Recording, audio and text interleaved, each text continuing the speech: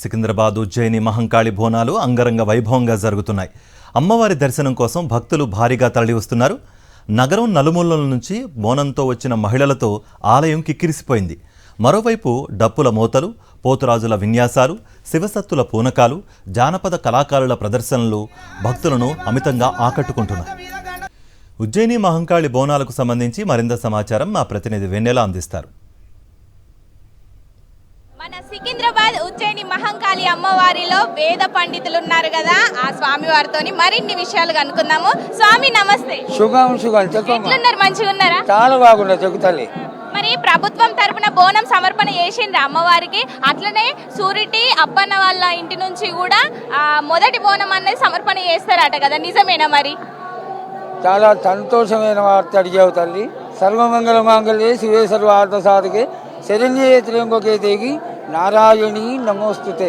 సురుటి అక్కయ్య గారి కుటుంబము ఆ 7 తరాల కిందట ఇక్కడ డోలీగేరర్లు, భక్తులు, మిలిటరీ వాళ్ళు ఎవరైతే ఉన్నారో వాళ్ళ కులాలన్నీ కలిసి చేసేటువంటి జాతర మొట్టమొదటి గోనాన్ని ఈ సంవత్సరం చాలా అద్భుతంగా మేళ తాళాలతోటి, జోగిలిలతోటి, తరువాత చీరసారెలతోటి, అమ్మవారికి గోనంతో, అలాగే గామాచార సంపన్న అయినటువంటి అమ్మవారు ఇప్పుడు అడుగుతూ ఉంటుంది కదా, నాకు 4 కాళ్ళ జంతువుని ఇవ్వలేదని.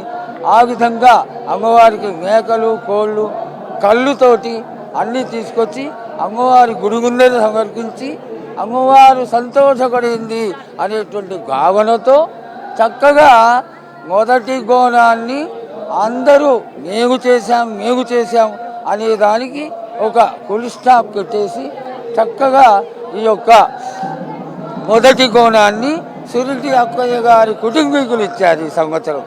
అయితే ఇంతకాలం కూడా జరిగినటువంటి క్రియ వేరు. ఇప్పుడు ఇహ నుంచి మొట్టమొదటి గోనాన్ని వారి కుటుంబం వారే సమర్పిస్తారు. స్వామి, ఇంకోటి ఏంటంటే ఎప్పుడైనా కూడా ఆషాఢ మాసంలోనే హైదరాబాద్ పట్టణంలో మస్తు బోనాలు చేస్తారు, కొన్ని దిక్కులలో శ్రావణంలో కూడా చేస్తారు కదా.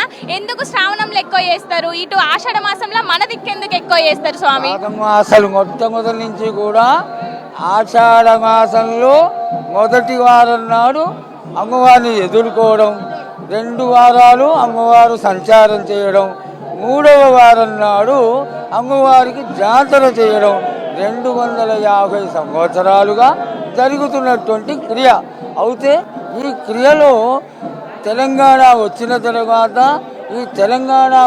తర్వాత దీన్ని రాష్ట్ర పండగగా డిక్లేర్ చేసి ఆనాడు ఉన్నటువంటి సీఎం గారు ఎంతో ప్రేమతో కట్టు చీరలు, రాజలాంఛనాలు, పసుపు కుంకుమలు అన్నీ తీసుకొచ్చి అమ్మవారికి ఈనాడు మర్నాడు కూడా సెలవు దినంగా ప్రకటింపచేసి ఇంచుమించుగా ఉన్న ఆలయాలన్నిటికీ కూడా అందరూ పండగ చేసుకునే విధంగా తగు రీతిన సత్కారం చేసి దానికి కొంత నిధులను కూడా కేటాయించి ఈ పండుగ యొక్క ప్రాశస్త్యాన్ని తెలంగాణ పూర్తిగా చేసుకునే విధంగా చేస్తున్నారు.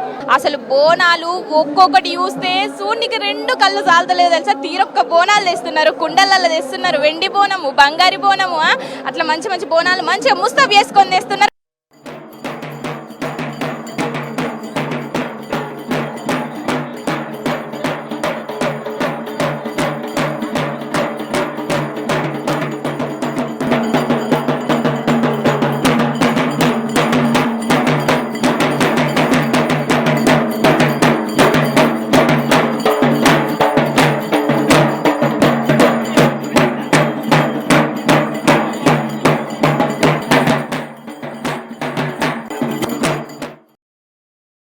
మరిన్ని అప్డేట్స్ కోసం ఛానల్ ను సబ్స్క్రైబ్ చేయండి.